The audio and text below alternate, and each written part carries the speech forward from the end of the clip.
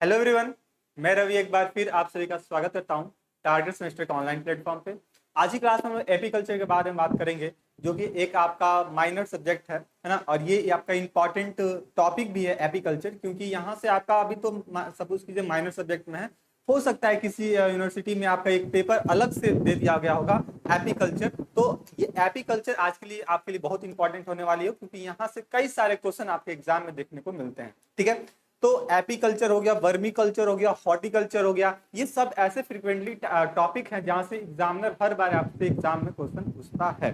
ठीक है, तो ये चीज आप यहाँ पे ध्यान रखिएगा। तो इस क्लास में हम तकरीबन 100 क्वेश्चन देखने वाले होंगे, और इसमें सभी के सभी एमसीक्यू मोड में होंगे, और जो कि सभी के सभी क्वेश्चन जो है इंपॉर्टेंट होंगे, वो कहीं ना कहीं एग्जाम में सर्कुलेट होते रहते हैं। ये चीज आप यहाँ पे ध्यान रखिएगा। तो चलिए क्लास को स्टार्ट करते हैं, लेकिन क्लास को स्टार्ट करने से पहले आपसे छोटी सी दरख्वास्त होगी कि क्लास में पेन पेपर फोकस लेकर बैठोगे, जिससे पूरी कंसंट्रेशन आपकी क्लास पर रहे, और यहाँ पे जो भी इंपॉर्टेंट टॉपिक या सॉरी इंपॉर्टेंट क्वेश्चन आपके सामने, इंपॉर्टेंट टॉपिक तो है ही, इंपॉर्टेंट क्वेश्चन आपको देखने को मिलेगा, वो अगर उसका आंसर आता है तो ठीक है, अगर नहीं आते हैं तो आप अपने कॉपी में उसको नोट डाउन करते हुए चलिएगा। क्योंकि जब आप एग्जाम देने के एक दिन पहले, 2 दिन पहले जब आप रिवाइज करने के लिए बैठोगे, तो ये सब क्वेश्चन आप अगर रिवाइज करते हो तो आपके एग्जाम के लिए बहुत अच्छा फ्रूटफुल साबित होने वाला है। ठीक है, तो चलिए बिना डिले किए हम लोग क्लास को स्टार्ट करते हैं और देखते हैं सर क्या एपीकल्चर में क्या क्या क्वेश्चन दिया हुआ है और पहला क्वेश्चन क्या रहने वाला है। ये चीज हम यहाँ से देखने की कोशिश करेंगे। चलिए, सबसे पहले आता है सर, हम लोग बात कर रहे हैं सर एपीकल्चर की, तो एपीकल्चर क्या ही हम लोग यहाँ से क्वेश्चन को स्टार्ट करते हुए चलेंगे क्या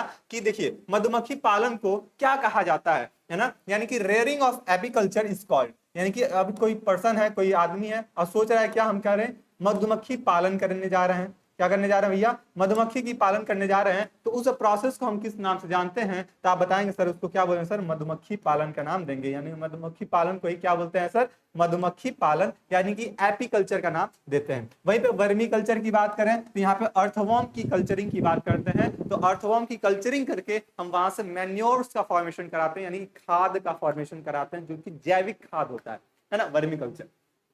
वहीं पे हम सेरिकल्चर की बात करें तो यहाँ पे रेशम पालन की बात करते हैं, है ना, रेशम पालन। वहीं पे हम लैक कल्चर की बात करते हैं तो यहाँ पे लाख की, है ना, जो सील मोहर नहीं लगता है उसकी हम कल्चरिंग करने को आते हैं, है ना। तो लैक कल्चर आपको यहाँ पे देखने को मिलता है। तो ऑप्शन नंबर डी आप यहाँ पे क्या हो जाएगा सर? करेक्ट हो जाएगा। ठीक है, ये आपका थोड़ा सा क्वेश्चन यहाँ से देखते चलिए। बढ़ते हैं सर क्वेश्चन नंबर 2 पे। क्वेश्चन नंबर 2 है शहद और मधुमक्खी उत्पादन के लिए, है ना, शहद और मधुमक्खी उत्पादन के लिए कृत्रिम रूप से मधुमक्खी पालन की प्रक्रिया को क्या कहा जाता है? यानी कि आप सपोज कीजिए कि शहद की उत्पादन करना चाह रहे हैं, मधुमक्खी की पालन करना चाह रहे हैं, ठीक है, तो उसके आर्टिफिशियल रेयरिंग को हम क्या कहते हैं? जैसे कि ये नेचुरली भी होते हैं और आर्टिफिशियली भी होते हैं। नेचुरली मतलब मधुमक्खी आई और खुद का क्या करी, अपने सेल्फ से उसको क्या करी सर, वहां से शहद को उत्पादन करना स्टार्ट की, है ना। देख तो छत्ता लग जाता है, हनी कॉम्ब लग जाते हैं, वो नेचुरली होता है। लेकिन आप चाह रहे हो कि नहीं, इससे हम शहद को उत्पादन कराएंगे, तो उसको हम क्या बोलते हैं सर? उसको मधुमक्खी पालन का नाम देते हैं, यानी कि एपीकल्चर का नाम देते हैं। पिसीकल्चर की बात करें तो मछलियों की पालन को अगर क्या करने जा रहे हैं, मछलियों की पालन करने जा रहे हैं सर, मछली उत्पादन की बात कर रहे हैं कि हम लार्ज अमाउंट मछली के उत्पादन कराएंगे, तो उसको पीसी कल्चर का नाम देते हैं। वहीं पे हॉर्टिकल्चर की बात करें तो डिफरेंट टाइप्स ऑफ क्रॉप्स की अगर हम बात करने वाले हैं सर, डिफरेंट टाइप्स की अगर क्रॉप्स की उत्पादन कराने जा रहे हैं हाइब्रिड फॉर्म में, तो उसको हॉर्टिकल्चर का नाम दे देते हैं। तो ऑप्शन नंबर बी आपका यहाँ पे करेक्ट हो जाएगा। क्वेश्चन नंबर 3 देखते हैं। In Maharashtra board is the engage the research the extension of the bee keeping, है ना, यानी कि महाराष्ट्र में बोर्ड मधुमक्खी पालन के अनुसंधान और विस्तार से लगा हुआ है, उससे हम किस नाम से जानते हैं? तो KVIC के नाम से जानते हैं। क्या बोलते हैं उसको? KVIC के नाम से जानते हैं। और आप लोग कमेंट बॉक्स में आप बताइएगा सर इसका फुल फॉर्म क्या होता है KVIC का।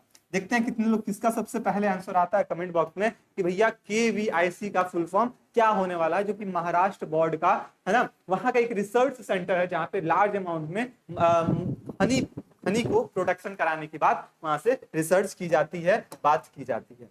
क्वेश्चन नंबर 4 पे आते हैं sir. The primary objective of the bee keeping is to increase. अच्छा, हम प्राइमरी ऑब्जेक्ट या मधुमक्खी पालन की जो प्राथमिक उद्देश्य वृद्धि क्या कराना होता है, तो वृद्धि यही होता है कि भैया कि इनकी उत्पादन हमको सबसे ज्यादा निकालने, है ना। यहां से हम क्या करें सर, इनकी जो हनी एक्सट्रैक्शन है ना, इनकी जो प्राइमरी फीचर्स यही होगा कि जो हनी एक्सट्रैक्शन है वो अपने यहाँ पे क्या करें, हम इंक्रीज करा दें, है ना। ये चीज आप यहाँ पे ध्यान रखिएगा।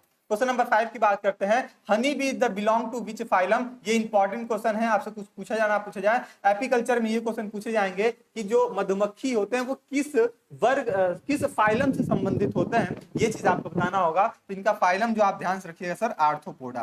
क्या रखना रखिए सर, आर्थ्रोपोडा, है ना, जिनका मतलब ही क्या होता है, आर्थो का मतलब क्या होता है सर, ज्वाइंटेड, है ना, ज्वाइंटेड, और पोडा का मतलब क्या होता है सर, लेग्स। यानी कि ऐसे इंसेक्ट जिसमें क्या होता है ज्वाइंटेड लेग्स देखने को मिलता है, तो उसको हम आर्थ्रोपोडा के अंतर्गत उसको इंक्लूड कर रहे होते हैं। ये चीज आप यहाँ पे ध्यान में रखिएगा। तो ऑप्शन नंबर सी आपका यहाँ पे क्या हो जाएगा सर, करेक्ट हो जाएगा कि जो मधुमक्खी हैं यानी कि हनी बी हैं वो किस फाइलम से बिलोंग कर रहे हैं, वो आर्थ्रोपोडा से बिलोंग कर रहे हैं। अच्छा, ये एक चीज ध्यान रखिएगा, ये सबसे लार्जेस्ट, है ना, ये सबसे लार्जेस्ट फाइलम होता है, सबसे लार्जेस्ट फाइलम होता है। ये चीज आप यहाँ पे ध्यान में रखिएगा। आपसे क्वेश्चन पूछा जा सकता है सर कि सबसे लार्जेस्ट फाइलम कौन होता है, तो वो होता है सर आर्थ्रोपोड्स होते हैं। ये चीज आप यहाँ पे ध्यान रखिए। ऑप्शन नंबर आपका सी आपका यहाँ पे 5 का करेक्ट हो जाएगा।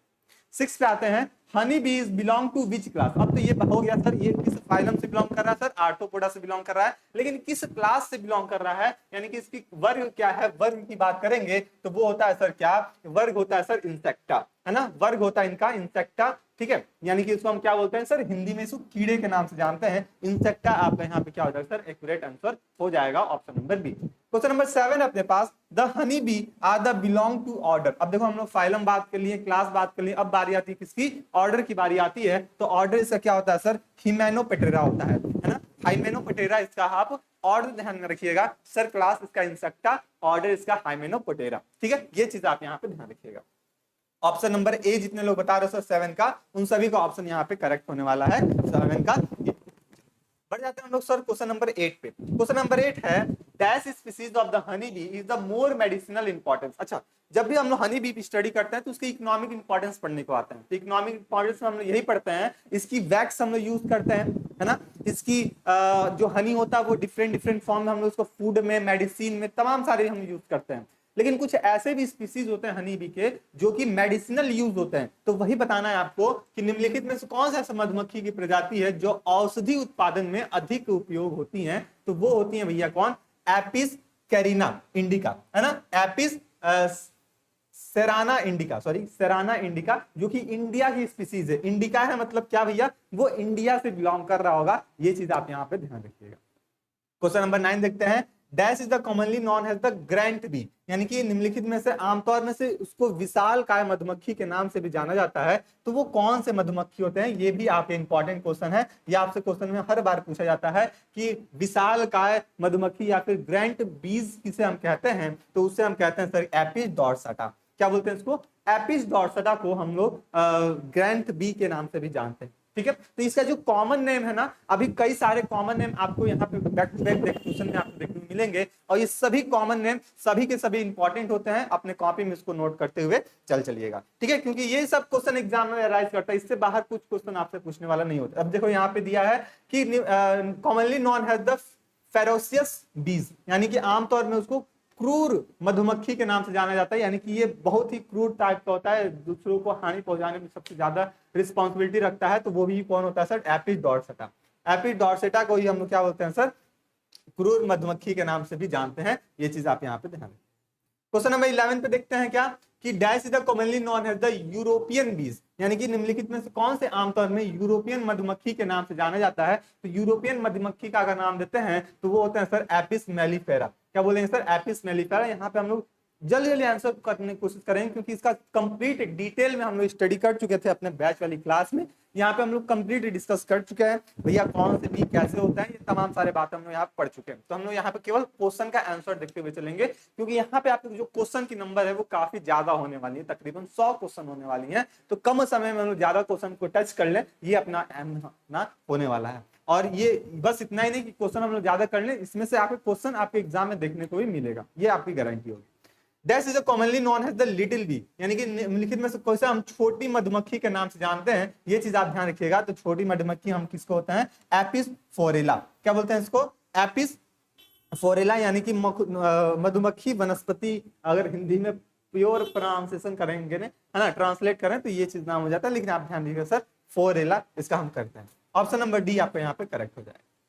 13 की बात करते हैं, ड्यू टू इस द फेबेसियस नेचर, ठीक है, fabaceous nature, this bee species not domesticated, यानी कि ऐसे मधुमक्खी का नाम बताना है जो कि क्या अपने अपने क्रूर स्वभाव के कारण डैश है ना, मधुमक्खी को कि इस प्रजाति को हम लोग पालतू नहीं बनाते हैं, उसको हम लोग उसका कल्चर नहीं कर पाएंगे, क्योंकि ये कैसे फॉर्म में होते हैं सर, ग्रैंड मधुमक्खी होती हैं, या फिर क्या लें सर, ये एकदम क्रूर टाइप की होती हैं। तो वो होती हैं सर, अभी हम लोग बात किए थे सर, क्रूर की बात की जाएगी तो एपिस डॉर्सेटा, किसकी बात करें सर, एपिस डॉर्सेटा। तो इसको हम इजिली वे में हम इसको कल्चर नहीं कर पाते हैं, है ना, क्योंकि ये बहुत खतरनाक होती हैं, ये पानी में डूब डूब के काटती हैं। ऐसा सुने हो ना कि मधुमक्खी है पानी में दौड़ा दौड़ा के मार रही है, या फिर पानी में डूब डूब के मार रही है, तो इस टाइप के ये एपिस डॉर्सेटा वाले होते हैं।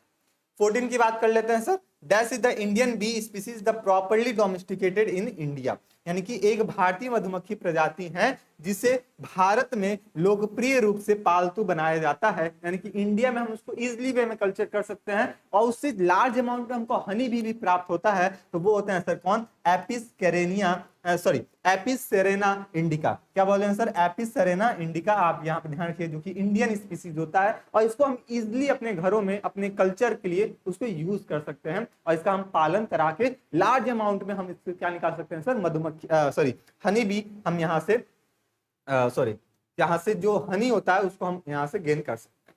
क्वेश्चन नंबर 15 की बात करें कि species constructed hive in brush is, झाड़ियों में छत्ता बनाने वाली प्रजाति है, कौन से होते हैं, ये चीज आपको बताना है। तो झाड़ियों में जो बनाएंगे सर वो एपिस फोरेला, क्या बताएंगे सर, एपिस फोरेला, आप यहाँ पे ध्यान रखिए। ये और नॉर्मली ऐसे जगह अपने हनी कॉम्ब का फॉर्मेशन करा देते हैं जहां पे लार्ज अमाउंट में झाड़ियां हो, है ना, जंगल टाइप का जो एरिया होता है वहां पे ये ज्यादा अपने जो घर होता है हनी कॉम्ब होता है उसको लगाना ये पसंद करते हैं, इसलिए इसका नाम दिया जाता है क्या, एपिस फोरेला, यानी कि मधुमक्खी वनस्पति। ठीक है, यानी कि ऑप्शन नंबर डी आपका यहाँ पे करेक्ट हो जाएगा, ये चीज आप यहाँ पे ध्यान रखिए।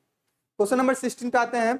16 है species constructed hive on the tall plants building is, यानी कि ऐसे प्रजाति जो ऊंचे पौधे पर छत्ता बनाती हैं या फिर भवन पर छत्ता बनाती है। आप कहीं जा रहे हो, देखते हो सर क्या बिल्डिंग खूब ऊंची ऊंची है और उसकी दीवार पे हनी कॉम्ब लगे हुए हैं, है ना, छाता लगे हुए हैं मधुमक्खी के, तो किस नेचर के किस स्पीसीज के होंगे, तो वो होंगे सर एपिस डॉर्सेटा, है ना, कौन से होंगे सर, एपिस डॉर्सेटा होगा। इसको हम इजिली कल्चर नहीं करते हैं, और इसको अगर थोड़ा सा भी वहां पे इंजेक्ट हो गया, उन सबको थोड़ा सा छेड़छाड़ कर दिए तो हमको लगेंगे सब दौड़ा के काट, है ना, और फिर बॉडी वॉडी सूझ जाएगा। एक मीम्स भी वायरल हुआ था अभी 2-3 दिन मतलब 1 महीना होने नहीं हुआ होगा, जैसे हम स्क्रॉल कर रहे थे इंस्टा पे तो उसी तरह एक मीम्स आया क्या कि वो वो शहद बेच रहे थे सब, तो बोलता है कि अगर विश्वास ना हो तो देख लो सामने इसका प्रूफ है, वो एकदम सही उसका एकदम मतलब पूरी बॉडी पे उसको काटे हुए थे सब मधुमक्खी और पूरा बॉडी उसको सूझ गया, यानी कि प्रूफ लेके चल रहा था कि ये जो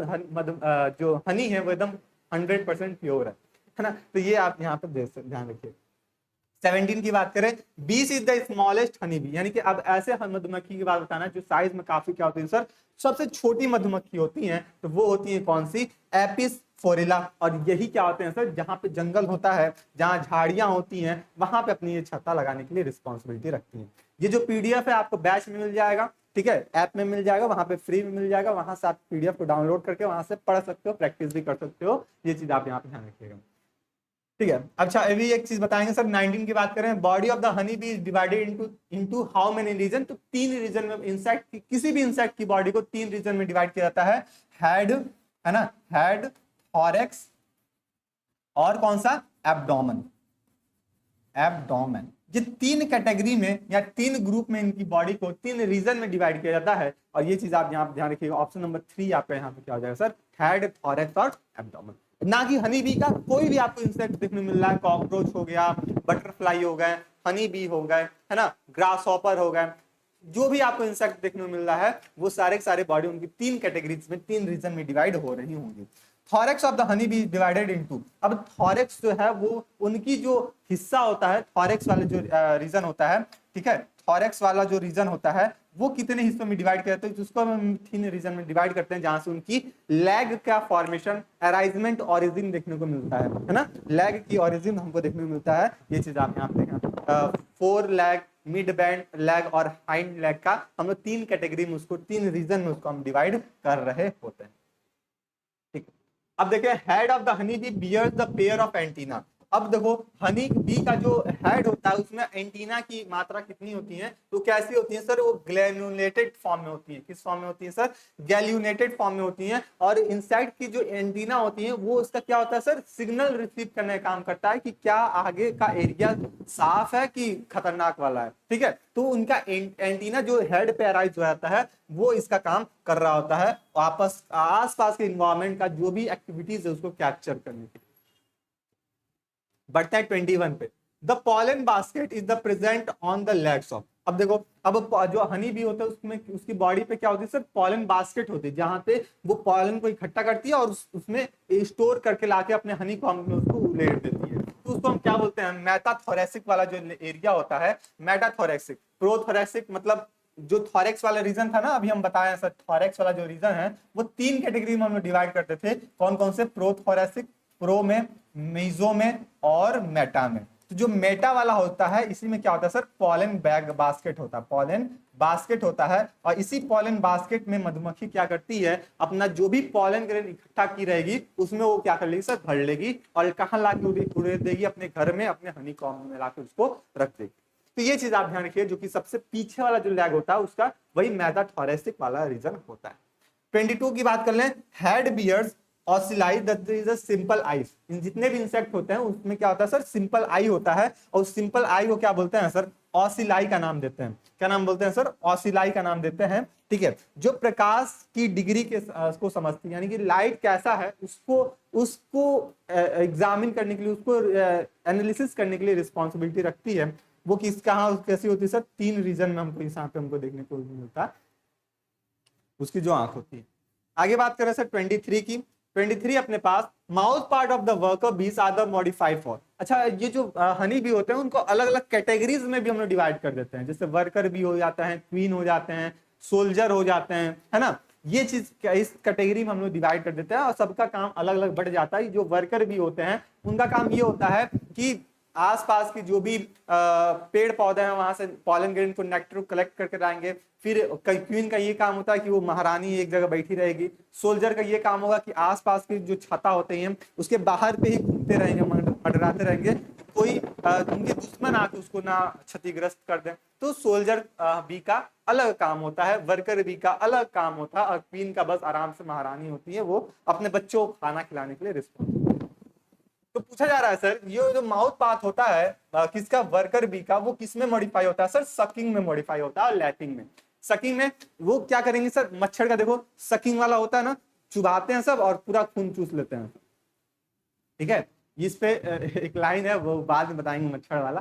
ठीक है, लेकिन खैर यहाँ पे देखिए, यहाँ पे सकिंग और लैपिंग का यहाँ पे उनका मॉडिफिकेशन देखने को मिल जाता है। 24 देखते हैं, प्रोथोरेसिक लैब सर्व हैज। जो आगे वाला जो लैग होता है प्रोथोरेसिक, वो किस फॉर्म में होता है, वो एंटीना क्लीन करने के लिए रिस्पॉन्सिबिलिटी होता है। कभी मच्छर को देखिएगा, उनका जो आगे वाला पैर होता है वो हमेशा साफ करते रहते हैं, इस तरह हमेशा एंटीना को साफ करते रहते, अपने सिर को साफ करते रहते। मक्खी को स्पेशली, मक्खी अगर बैठी हुई है आप उसको ध्यान से देखें तो हमेशा क्या करेगी, आगे वाले पैर से उसको अपने सिर को साफ करेगी, अपने एंटीना को साफ करते रहती है। तो वो इसलिए साफ करते रहती है कि एंटीना में कोई डस्ट पार्टिकल्स ना लग जाए, जिससे उसको सिग्नल ना मिल पाए, है ना, उसको सिग्नल ना मिल पाए। इसकी वजह से वो हमेशा क्या करती है सर, साफ करती रहती है, क्लीन करती रहती है। अब वो क्या इसको क्लीन करती है सर, एंटीना को क्लीन करती रहती है। ये चीज आप यहाँ पे ध्यान में रखिएगा।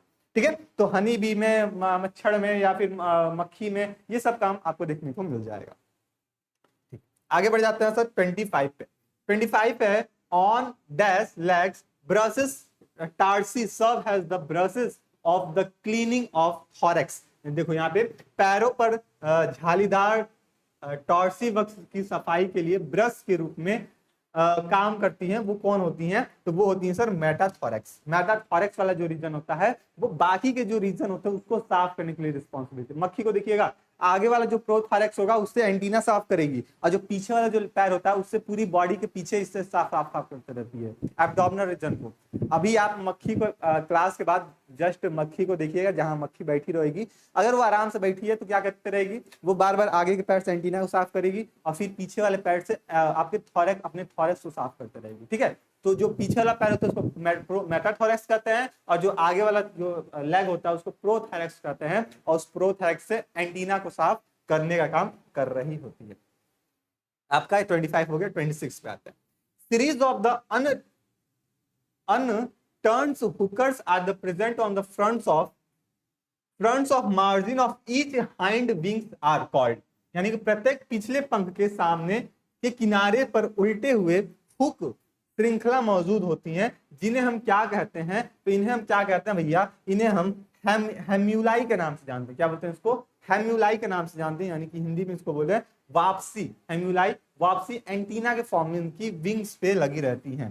27 देख लेते हैं। An adult workers abdomens appears segmented. अब जितने भी एडल्ट वर्कर्स होते हैं उनकी जो एब्डोमिनल वाला जो रीजन होता है वर्कर की, उनकी जो रीजन कितने फॉर्म में डिवाइड होती है सर? 6 सेगमेंट में क्या हो जाती है सर? डिवाइड हो जाती है। कितने सेगमेंट में? 6 सेगमेंट में डिवाइड हुई रहती है। ये चीज आप यहाँ पे ध्यान में रखिए।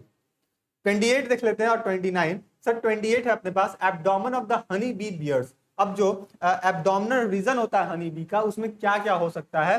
तो हो सकता है उसमें स्टिंग्स भी होंगे, वैक्स ग्लैंड भी होते हैं और सेंट ग्लैंड भी होते हैं, यानी कि ऑल द अबव वाले कैरेक्टर हमको यहाँ पे देखने को मिलता है। गंध ग्रंथियां, यानी कि स्मेल को डिटेक्ट करने के लिए रिस्पॉन्सिबिलिटी रखेंगे कि भैया किधर पॉलन ग्रेन है, उसको डिटेक्ट कर लेते हो, ये होता है एब्डोमिनल वाले। मोम ग्रंथियां, अब इनके जो वैक्स का फॉर्मेशन होता है जिससे कैंडल बनाया जाता है ना, मोमबत्ती बनाए जाते हैं, तो वो भी वैक्स का जो रीजन होता है वो कहाँ होता है? हनी बी के एब्डोमेन वाले रीजन पे होता है। अब कुछ लोग सोच रहे हैं भैया एब्डोमेन वाला रीजन कहाँ कहाँ है, आप बोलते जा रहे हैं सर। तो यहाँ पे देख लीजिए, छोटा सा हम यहाँ पे फिगर बनाते हैं। ये कौन सा है सर? हेड रीजन है। ये जो रीजन है वो थॉरेक्स रीजन है, और ये जो रीजन होता है वो होता है सर क्या? Thorax abdomen region. ठीक है, ये देखो यहाँ पे हम नाम लिख दें। ये जो लास्ट वाला जो रीजन होगा ये होता है सर एब्डोमेन। ठीक है, क्या होता है? एब्डोमेन होता है। और जो बीच वाला जो रीजन होता है, यहीं से ये क्या होता है? 3 रीजन में डिवाइड हो जाता है, प्रोथोरैक्स, मेसोथोरैक्स, मेटाथोरैक्स। यहाँ से उनकी पैर यहाँ से निकली रहती है 3 जोड़ों में, है ना, और यहीं से इनकी क्या होती है सर? पंख भी निकली रहती है। ये चीज आप यहाँ पे ध्यान रखिए। और यहाँ से क्या होता है सर? यहाँ से इनका एंटीना निकला रहता है। तो ये एब्डोमेन वाला रीजन हो गया। ये जो हो गया, ये क्या हो गया सर? थॉरेक्स वाला रीजन हो गया, है ना, और ये इनका हो गया सर हेड वाला रीजन, और ये हो गया इनका एंटीना वाला रीजन। तो ये चीज आप यहाँ पे ध्यान रखिएगा, इस टाइप का कंडीशन आपको देखने को मिलता है। तो इनके जो एब्डोमेन वाला रीजन होता है, उस एब्डोमेन रीजन में तीनों कैरेक्टर आपको यहीं पे ग्लैंड देखने को मिल जाते हैं इनके एब्डोमेन वाले रीजन। आई थिंक यहाँ तक की बातें आपको आसानी से समझ में आ रही हूँ, क्योंकि ये सारा चीज हम लोग क्लास में, थ्योरी वाले क्लास में पढ़ चुके हैं, समझ चुके हैं, है ना। 29 देख लेते हैं। In workers egg laying apparatus is the modified of, है ना, मॉडिफाइड इनटू, यानी कि जो वर्कर एग होते हैं उनकी जो लेइंग एपर्चर्स होती है वो किसमें मॉडिफाई होती है? जहां से वो एग का एजाकुलेट करते हैं, उसका जो मॉडिफिकेशन होता है वो किसमें हो जाता है? तो वो होता है सर स्टिंग्स में, है ना। उसमें क्या होता है सर? स्टिंग्स में, है ना। कभी कभी देखते हो वो स्टिंग्स अपने जगह अगर जो हनी भी हमको काटती है, मारती है, तो उसका स्टिंग्स हमारे स्किन पे ही टूट जाता है। स्टिंग हमारे इस स्किन पे ही टूट जाता है, और वो पक भी, कभी कभी उसको ना निकालो तो पक भी जाता है ना। तो वो बहुत खतरनाक वाला रीजन होता है। तो वो स्टिंग्स वाला रीजन से क्या होता है? इनका जो एग लेइंग जो एपर्चर्स होते हैं वो क्या होते हैं सर? मॉडिफाई हो जाते हैं। ये चीज आप यहाँ पे रखिए। ऑप्शन नंबर ए आपका यहाँ पे क्या हो जाएगा सर? करेक्ट हो जाएगा। बढ़ते हैं 30 पे। इन क्वीन बीज egg laying aperture is called. अब देखो, अब जो यहाँ पे वर्कर की हम बात कर लें कि वर्कर में जो एग लेइंग एपर्चर्स होता है वो मॉडिफाई होता है, हो जाते हैं स्ट्रिंग्स में। और अगर क्वीन है, रानी है, तो उसका जो एग लेइंग एपर्चर्स होगा वो कन्वर्ट हो जाता है ओवी पोजिस्टर में। किसमें कन्वर्ट हो जाएगा सर? ओवी पोजिस्टर में कन्वर्ट हो जाता है। ये चीज आप यहाँ पे ध्यान रखिए। ओवी पोजिस्टर मतलब, ओवी का मतलब होता है एग लेइंग, ओवी का मतलब होता है सर क्या? Egg laying. ये चीज आप यहाँ पे ध्यान में रखिएगा, एग लेइंग। ठीक है, ये चीज आप यहाँ पे ध्यान रखिएगा। अच्छा, जितने लोग क्लास में अभी देख रहे हो, अब वो आप अपने दोस्तों में इसको शेयर कर दीजिएगा, क्योंकि ये क्लास आपके लिए तो इंपॉर्टेंट होगा, आपके दोस्तों के लिए भी इंपॉर्टेंट होगा। ठीक है, तो उनका भी कुछ भला हो जाए, तो इसलिए अपने क्लास को शेयर कर दीजिएगा अपने दोस्तों में, अपने ग्रुप में, अपने व्हाट्सएप स्टेटस। ठीक है, हर जगह जिनका भी एपीकल्चर होगा, या फिर किसी कोई ऐसे ही बच्चे होंगे भैया, एमएससी वाले बच्चे होंगे, पीजी वाले बच्चे होंगे, तो उनके सिलेबस में भी एपीकल्चर पढ़ने को आता है, सेरिकल्चर पढ़ने को आता है, वर्मी कल्चर पढ़ने को आते हैं। तो ये सारे टॉपिक अगर हैं तो यहाँ से आप अपने क्वेश्चन को पढ़ सकते हैं, और एग्जाम में ये सब क्वेश्चन आपको देखने को मिल जाएगा। ठीक है, आगे बढ़ जाते हैं सर 31 पे। रिप्रोडक्टिव ऑर्गन्स आर, क्या दे रहा है sir? Reproductive organs are fully developed in. अब देखो हनी बी में हम क्या बात कर रहे हैं सर? इनकी जो प्रजनन अंग होती हैं वो पूर्णतः विकसित होती हैं, तो विकसित होती हैं किसमें होती हैं सर? आपके किसमें होती हैं सर? क्वींस और ड्रोन्स में। जो क्वींस और ड्रोन्स होती हैं उसमें कंप्लीट फॉर्म में आपके रिप्रोडक्टिव ऑर्गन्स देखने को मिलेंगे। वर्कर्स में किसी भी टाइप के रिप्रोडक्टिव ऑर्गन्स देखने को नहीं मिलते हैं। उनका बस काम यही रहता है, वो छांट दिया जाता है, भैया आपको काम करना है, काम करते रहो, पॉलन ग्रेन नेक्टर कलेक्ट करके लाते रहो। ठीक है। 32 की बात करें, the reproductive organs are the greatly reducing. अब देखो, अब किस में नहीं होता है, तो भाई वही चीज बात हो गई सर, वर्कर में होता ही नहीं है। ये चीज हम अभी ही समझे हैं, देखें। ठीक है। तो अगर रिप्रोडक्टिव ऑर्गन्स कंप्लीटली बना होगा तो बना होगा किसमें? तो क्वीन और ड्रोन्स में कंप्लीटली बने होंगे, जो कि अंडा दे सकती हैं। लेकिन वहीं पे वर्कर होंगे तो यहाँ पे किसी भी टाइप का कोई भी रिप्रोडक्टिव ग्लैंड्स या फिर ऑर्गन देखने को नहीं मिलेगा। 33 देख लेते हैं sir, duties of the worker. अच्छा, वर्कर का काम क्या होता है भैया? अगर इनके पास कोई भी रिप्रोडक्टिव ऑर्गन्स या फिर ग्लैंड नहीं है तो इनका काम क्या होगा? तो इनका काम यही होगा कि छाते की सफाई करना, है ना, और बच्चों को जो भी फूड पार्टिकल्स होगा उसको खिलाना, फीडिंग ऑफ द लार्वा, जो भी लार्वा है उनको खाना खिलाने का होगा। ठीक, ये चीज पहला बात, ये बात ठीक है। दूसरा होगा कि आवश्यकता पड़ने पर रानी और कोशिकाओं का को बढ़ाना, है ना। जब भी ऐसी बात होगी कि कोई रेयर कंडीशन आ गया, उस समय रानी की जो सेल्स हैं, है ना, रानी की जो रहने के जो घर होते हैं, सेल्स जिसको कहते हैं, उसको इंक्रीज करना वर्कर का ये काम होगा। तीसरा ये होगा कि छाते को हवादार बनाए रखा, कि जो भी बच्चे हैं, लार्वा हैं या फिर क्वीन है, उनको कोई भी टाइप का कोई गर्मी ना हो, है ना, ये भी चीज ध्यान दिया जाता है। तो यहाँ पूरे राजा महाराजाओं वाला प्रोसेस आपको यहाँ पे हनी बी में देखने को मिलता है। तो ये इस काम करेगा, तो ये वर्कर का काम हो रहा होता है। छाते में प्रवेश द्वार पर रक्षा करने के लिए भैया कोई भी इंटर ना कर जाए घर में, तो गार्ड का भी काम कौन करता है सर? वर्कर करते हैं, है ना। और यानी कि कुल मिला के बात करें तो ऑल द अबव अपने यहाँ पे करेक्ट होने वाला है। ये सारी प्रक्रिया जो होती है, सारे जो कार्य होती हैं, वो कहीं ना कहीं वर्कर के थ्रू अपनाई जाती हैं। लेकिन वर्कर का कोई भी ऐसा रोल प्ले नहीं होता है फर्टिलिटी में। फर्टिलिटी में यानी कि रिप्रोडक्टिव ऑर्गन्स इनके होते ही नहीं है। तो ये चीज आप यहाँ पे ध्यान में रखिएगा। 34 की बात करें भैया, यहाँ पे तो वर्कर का काम समझ गया, लेकिन रानी जो बैठी हुई है छाते के अंदर, उसका काम क्या होता है? तो रानी का अगर काम की बात करें तो यहाँ पे क्लीनिंग ऑफ हाइव्स, क्लीनिंग की कुछ बात की नहीं जाएगी। क्वीन की अपनी घर को बढ़ाने के लिए नहीं, वेंटिलेशन नहीं। यहाँ पे रानी का बस यही काम होता है कि वो आराम से बैठेगा, पैर पे पैर चढ़ा के, और देखेगी भैया कौन काम कर रहा है, कौन काम नहीं कर रहा है, और बच्चों को कौन खाना खिला रहा है, कौन नहीं खिला रहा है। बस इसका काम ये होता है कि बच्चा पैदा करना, अंडा देना, बस इसके बाद और कोई काम नहीं होता। यानी कि नन ऑफ द दिस वाला यहाँ पे अपना करेक्ट हो जाएगा, है ना। ऑप्शन नंबर डी अपना यहाँ पे करेक्ट हो जाएगा। ये क्वेश्चन आएगा, पेन गिरा हुआ है, क्वेश्चन आएगा, ठीक है, ये चीज है। चलो बढ़ते हैं 35 पे। Karl von Frisch got the Nobel prize for the honey bee communication work on, है ना। अब जो फिशर नाम के साइंटिस्ट थे ना, कार्ल वुन फिश, ये क्या किए थे सर? ये एग्जामिन किए थे कि जो हनी बी है वो आपस में बात कैसे करती है। हनी बी आपस में बात कैसे करती है, कम्युनिकेशन के लिए इनको क्या किया गया सर? नोबेल प्राइज दिया गया। अब वो बात कैसे करती थी सर? ये राउंड डांस करती हैं, राउंड डांस करती हैं, है ना। इनका क्या होती है सर? विगल डांस होती हैं, विगल डांस करती हैं। तो इसके माध्यम से ये दूसरे जो हनी बी होते हैं उनको कम्युनिकेट कर लेती हैं, और कम्युनिकेट करने के लिए ये बताती हैं भैया यहाँ पे खाना है, सभी लोग यहाँ पे आ जाओ। ये काम कब मिला था इनको? नोबेल प्राइज 1973 में मिला था। ये चीज आप यहाँ पे देखिए, ये इंपॉर्टेंट क्वेश्चन होता है। 36 के बाद आते हैं सर 37 पे। 37 है, the antenna cleaning is the present on the leg. अब देखो ये क्वेश्चन आया हुआ था, लेकिन एग्जामिनर का जो पूछने का तरीका है वो स्टेटमेंट यहाँ पे थोड़ा सा बदल गया। क्या बदला? वहां पे स्टेटमेंट क्वेश्चन यही था, लेकिन पूछने का तरीका कुछ और था, यहाँ पे आपका चेंज हो गया। तो वो सभी क्वेश्चन को आपको सामने रखा गया, लाया गया है कि एग्जामिनर कैसे पूछेगा, जैसे पूछेगा आपको करेक्ट आंसर आना चाहिए। बस मेरा मोटो ये है कि एग्जामिनर किसी भी फॉर्म में स्टेटमेंट में अगर क्वेश्चन ला के देता है, बस आपका काम ये होना चाहिए भैया हमको सही गोले पे आंसर लगाना है। यानी कि प्रोथॉलेक्स यहाँ पे अपना क्या हो जाएगा सर? क्लीन हो जाएगा। यानी कि एंटीना से क्लीनिंग की बात की जा रही है, तो किस लेग से किया जाएगा? प्रोथॉलेक्स से किया जाएगा, बात खत्म है। अब देखो 37 पे बात करें, the pollen spur is the present on the leg. देखो पराग स्पर्श पैर में किस पैर पे मौजूद होते हैं? तो ये मौजूद होते हैं सर प्रोथेरेक्स पे। लेकिन वहीं पॉलन बास्केट की बात की जाए तब यहाँ पे आंसर अपना चेंज हो जाएगा। फिर वहां पे हम बात क्या करेंगे सर? मेटाथोरेक्स का बात करेंगे, ठीक है। ये चीज आप यहाँ पे ऑप्शन नंबर ए आपका यहाँ पे क्या हो जाएगा सर? करेक्ट। 37, 38, 39 देख लेते हैं सर। 38 पे the sting apertures is the absent in. अब देखो ये जो स्ट्रिंग्स एपर्चर्स होते हैं वो एब्सेंट होते हैं। किसमें एब्सेंट होंगे सर? वर्कर में होंगे नहीं है, क्वीन में होते नहीं है, ड्रोन्स में होते नहीं है ना। तो ये चीज यहाँ पे ऑल आपका यहाँ पे क्या हो जाएगा सर? करेक्ट। लेकिन ये कब होता है सर? मॉडिफाई जब होता है वर्कर में ये होता है, लेकिन इनमें जब लेग वाले जो एग जो लेंग वाले होते हैं ना वो मॉडिफाई हो जाते हैं, एब्सेंट। यहाँ पे आपका वर्कर सही होगा ना, वर्कर सही होगा, क्योंकि वर्कर तो अंडा देता नहीं है। जब वर्कर अंडा देगा नहीं तो उसका जो एग अपर्चर्स होता है तो वो कन्वर्ट हो जाते हैं।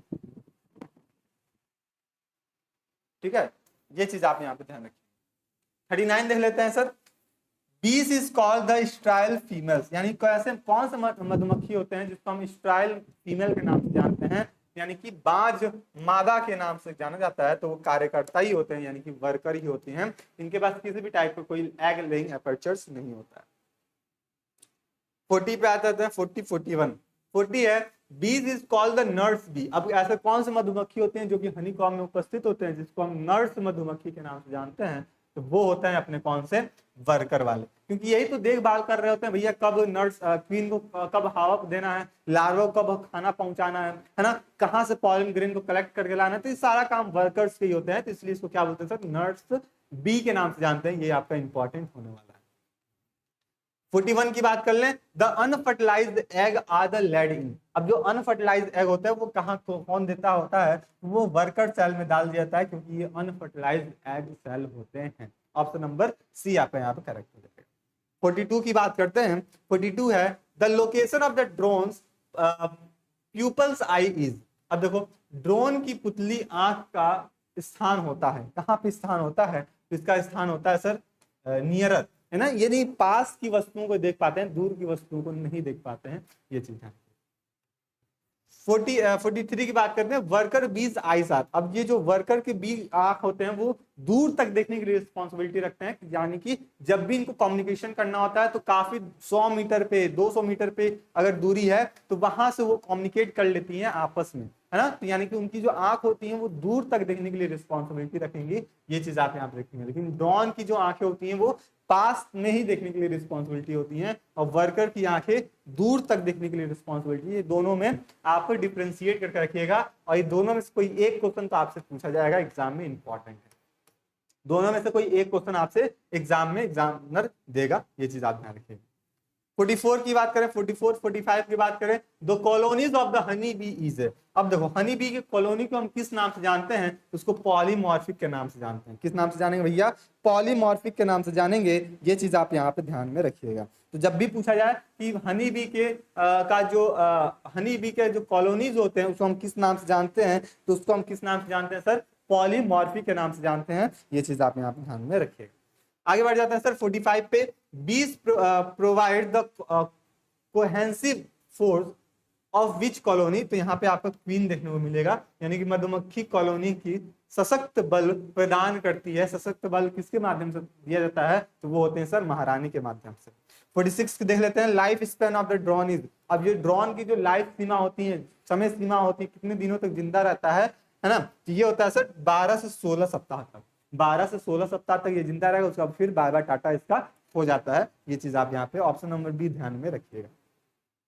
चलिए 47 देख लेते हैं। अब रानी की जो लाइफ टाइम होती है वो कितने की होती है सर? 3 से 5 साल तक की होती है। ये चीज आप ध्यान रखिएगा। जो ड्रोन्स होते हैं उसकी जो लाइफ टाइम होती है वो तकरीबन 16 सप्ताह तक का ही होता है, लेकिन महारानी की जो लाइफ टाइम होती है वो कितने का होती है सर? 3 से 5 साल की होती है। ये चीज आप यहाँ पे ऑप्शन नंबर डी आप यहाँ पे करेक्ट कर लीजिएगा। 48 देख लेते हैं। Dash is inverted the bee language, यानी मधुमक्खी भाषा का आविष्कार किसने किया था? तो इस आविष्कार करने वाले आपके कौन थे? कैर वॉन फ्रिसल नाम साइंटिस्ट है, जिनको 1973 में नोबेल प्राइज दिया गया था। क्या दिया गया था? नोबेल प्राइज दिया गया था उनकी लैंग्वेज के बारे में जानना, यानी कि हनी बी कम्युनिकेशन की बी कम्युनिकेशन के बारे में ध्यान रखना। 49 की बात कर लेते हैं। When condition is the high with the optimum, then the bees perform the dance। यानी कि ऐसा कौन सा कंडीशन होगा सबसे ज्यादा जब बी डांस करना स्टार्ट करती हैं? ठीक है, तो यहाँ पे वैगल डांस है, सर्कुलर डांस है, अलार्म डांस है, डिवियन होता है, यहाँ पे कोई बात नहीं होगी सर, वैगल डांस है। जब छाती की स्थिति अनुकूलता होती है तब मधुमक्खी नृत्य करती है। अच्छा ठीक है, इसको देख लीजिएगा आप लोग। 50 की बात कर लेंगे।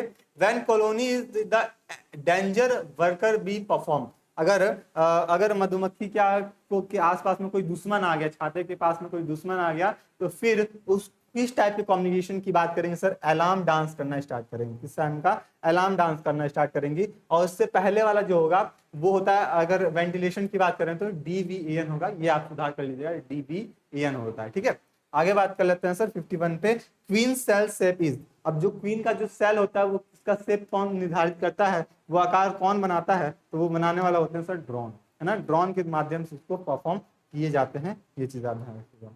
52 देख लेते हैं। Dash is the important in the recognization of the workers drones larva and the pupa, यानी कि कार्यकर्ता ड्रोन लार्वा और प्यूपा की पहचान में महत्वपूर्ण यहाँ पे योगदान प्ले करता है, वो होता है सर ब्रॉड फिनोमिना। क्या होता है सर? ब्रूड फिनोमिना का यहाँ पे काम देखने को मिलता है। आगे देखते हैं। Dash dance is the perform if the food source is the near by. अच्छा, यहाँ पे कौन से ऐसे डांस किए जाते हैं जब फूड काफी छाते के पास नहीं हो, यानी सपोज करो ये क्या है सर? हाइव्स है और फूड यहीं पे कहीं है, तो यहाँ पे वर्कर जाएंगे तो यहाँ पे कौन से डांस करेंगे? तो राउंड डांस करना स्टार्ट करेंगे। कौन से डांस? राउंड डांस करना स्टार्ट करेंगे। ये चीज आप ध्यान में रखिए। अब देखो, अब ऐसे फूड का सोर्स मिला मधुमक्खियों को जो कि कहाँ है सर? 100 मीटर की दूरी पे है, 100 मीटर की दूरी पे है। तो उस दौरान जो डांस होगा हनी बी के थ्रू, तो उसको बोलते हैं वैगल डांस, है ना। वैगल डांस यानी कि जो इनकी जो एब्डोमेन होती है, एब्डोमेन की जो पीछे वाली रीजन होती है, वो क्या करती है? इस तरह टर्न करना स्टार्ट कर देती है सर 90 डिग्री पे, इस तरह टर्न करना स्टार्ट कर देती है। तो बाहर बाकी जो मधुमक्खी होती है वो समझ जाती है कि वहां पे क्या सर खाना है, फूड है, और वो सारी मधुमक्खियां वहां पे इस टाइप के कुछ कम्युनिकेशन करती हैं, और कम्युनिकेशन करने के बाद अपने साथियों को इत्तला कर देती है, भैया यहाँ पे खाना है, तुरंत पहुंच जाओ। The modern hives have been design on the basis of the principle of bee से। अब हम क्या कर रहे हैं सर? आधुनिक छाते की मधुमक्खी स्थान के सिद्धांत के आधार पर डिजाइन किया गया है। अगर हम कल्चर करने को आ रहे हैं और उसको हम आर्टिफिशियल फॉर्म में एक अच्छा डिजाइन देकर हम उसको बनाना चाह रहे हैं, उसको हम क्या बोलते हैं सर? लैंग्सट्रॉड के नाम से जानते हैं। ये चीज आप ध्यान में रखिएगा। 56 देख लेते हैं। The period denoting the blossom of the flower, यानी कि फूलों की खिलने की जो अवधि होती है, उसी दौरान ये क्या करते हैं सर? हाइव्स ज्यादा लगाते हैं। उसको क्या बोलते हैं सर? फ्लोरल कैलेंडर के नाम से जानते हैं। क्या बोलते हैं सर? फ्लोरल कैलेंडर के नाम से जानते हैं। और इसी फ्लोरल कैलेंडर में फ्लावर्स में क्या होता है?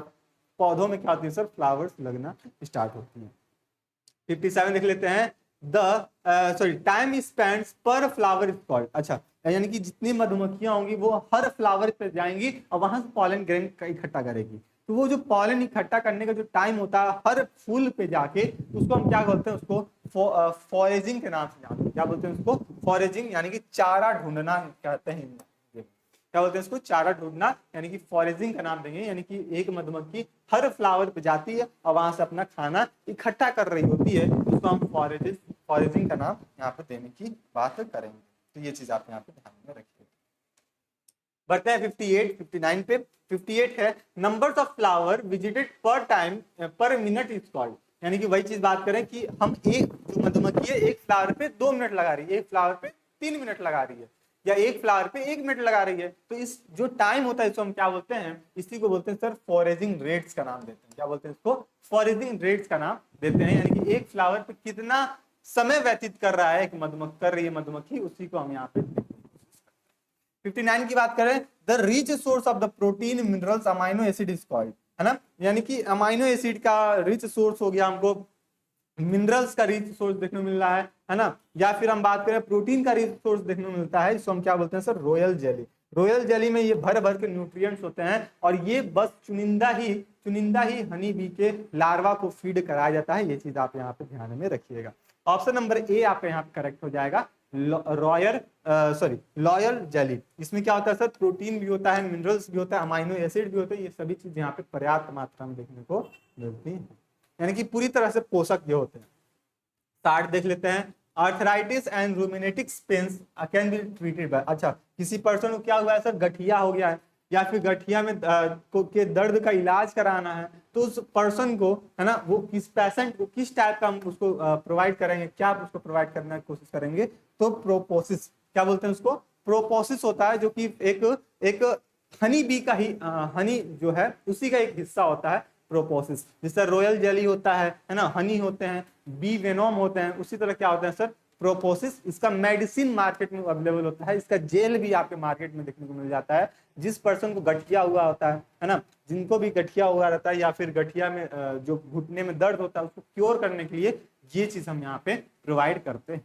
ठीक, चलो 61 देख लेते हैं sir. Royal jelly is the rich in vitamin. अब जो रॉयल जेली है, अब उसमें हम क्या देखें सर, मिनरल्स भी है, विटामिन सॉरी अमाइनो एसिड भी है, प्रोटीन भी है, लेकिन विटामिन भी होते हैं। किस टाइप की विटामिन यहाँ पे सबसे ज्यादा देखने को मिलेगी, तो विटामिन बी देखने को मिलती है, थायमिन जिसको कहते हैं। विटामिन बी की उपस्थिति यहाँ पे सबसे ज्यादा हमको देखने को मिलेगा किसमें, किसमें देखने को मिलेगा सर, रॉयल जेली में देखने को मिलेगा। किसमें देखने को मिलेगा, रॉयल जेली में हमको देखने को मिलता है। ये चीज आप यहाँ पे ध्यान रखिए, विटामिन की भी उपस्थिति हमको यहाँ पे होती है। 62 देख लेते हैं। That is the resinous material collected from the trees. अब देखो, अब ये जो हम बात कर रहे थे ना, प्रोपोलिस की बात कर रहे थे, जो कि आर्थराइटिस पेशेंट को दिया जाता था, ये कहां से मधुमक्खी कलेक्ट करती है, तो ये पेड़ों से कलेक्ट करती है। कहां से करेगी सर, जो पेड़ है ना, ट्रीज है, वहां से जो रेसिन्स मटेरियल होते हैं, रेसिन्स मटेरियल है ना। अब रेसिन्स मटेरियल आपको कहां देखने को मिलेगा, अब देखो, अब ये अगर आपको एग्जाम्पल बताएंगे तो बोलेंगे अरे भगवान ये एग्जाम्पल होता है। देखो ये क्या है सर, सपोज करो आम का पेड़ है, ठीक, आम का पेड़ है, इसकी जो तना होती है या फिर स्टेम होती है, वहां पे देखते हो छाल में से गोंद निकलता है, रेसिन निकलते हैं, गोंद है ना, जो कि रेडिश फॉर्म में होते हैं, ब्राउनिश फॉर्म में होते हैं। वही वही कलेक्ट करती है कौन, मधुमक्खियां। और उसको कलेक्ट करने के बाद अपने हनी बी में उसको लेके जाती हैं, हनी फॉर्म में लेके जाती हैं, और फिर उसको कन्वर्ट करती हैं सर किसमें, प्रोबोलिस। और ये काम बहुत इंपॉर्टेंट रोल प्ले करता है जितने भी आर्थराइटिस पेशेंट वाले होते हैं। और बाकी आर्थराइटिस पेशेंट को छोड़ दो अभी फिलहाल में, जितने भी वहां पे लार्वा उपस्थित होंगे उन सभी को एचपीडी कराया जाता है। तो ये कंडीशन आप यहाँ पे ध्यान रखिएगा, ऑप्शन नंबर सी आप यहाँ पे। आगे आते हैं सर क्वेश्चन नंबर 63 पे। 63 है, dash enzyme is the converted sucrose into the glucose. यानी कि ऐसा कौन सा एंजाइम होता है जो कि सुक्रोज को ग्लूकोज में कन्वर्ट करने के लिए रिस्पॉन्सिबिलिटी रखता है, तो वो होता है सर इन्वर्टेज, है ना। इन्वर्टेज आप यहाँ पे ध्यान में रखिएगा, इन्वर्टेज, ठीक है, ये चीज आप यहाँ पे ध्यान में रखिएगा।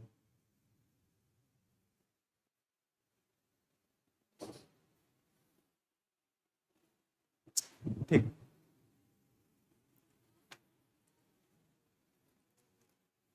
सिक्सटी देखते हैं।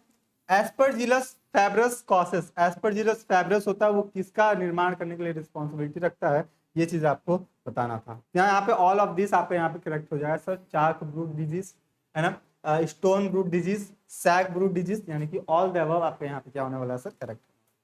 65 की बात करें, Nosema disease is the causes by. अब ये नोसिमा डिजीज होता है वो किसके माध्यम से कॉस होता है, ये चीज आपको यहाँ पे बताना है, समझाना है ना। नोसिमा डिजीज,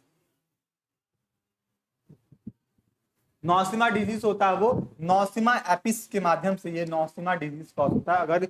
अगर नोसिमा एपिस जो होते हैं अगर इसको बाइट कर लेते हैं तो नोसिमा डिजीज हो जाते हैं। 66 देख लेते हैं sir. Chalk brute disease is cause by the, तो ये होता है सर पेरिसिस्टिस एपिस, पेरिसिस्टिस एपिस के माध्यम से ये डिजीज कॉज होता है ना। तो ये कंडीशन आप ध्यान रखिएगा सर, यहाँ से बीमारियां भी उत्पन्न होती हैं, जिसका एडवांटेज होता है उसका डिसएडवांटेज भी होता है, ये चीज आप यहाँ पे ध्यान रखिएगा, ठीक है। ये मत सोचिएगा जिसका एकदम एडवांटेज उसका एकदम एडवांटेज ही देखने को मिले, नहीं, उसका डिसएडवांटेज भी होगा।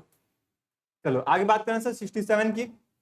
Stone brood disease is caused bye, अब स्टोन ब्रूट डिजीज किसके माध्यम से होता है, तो वो होता है सर एस्परजिलस फैब्रस। ये अभी हम लोग देखे थे क्वेश्चन में ही, ठीक है, ये क्वेश्चन में ही देखे थे सर एस्परजिलस वाला, ये चीज आप यहाँ पे ध्यान रखिएगा। चलिए 68 देख लेते हैं हम लोग। 68 है अपने पास, the American foul brood disease. तभी सोच रहे थे भैया ये वाला क्वेश्चन भी नहीं आ रहा अमेरिकन वाला, अब जाके आया है।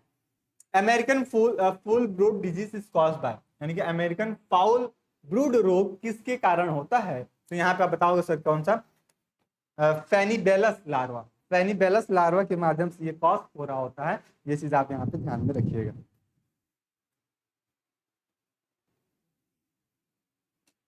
ठीक है, 69 और 70 लास्ट देख लेते हैं, और बाकी का आपको बैच में आपको ये सब मिल जाएंगे। 69 देखते हैं sir, brood chambers of hives is caused bye.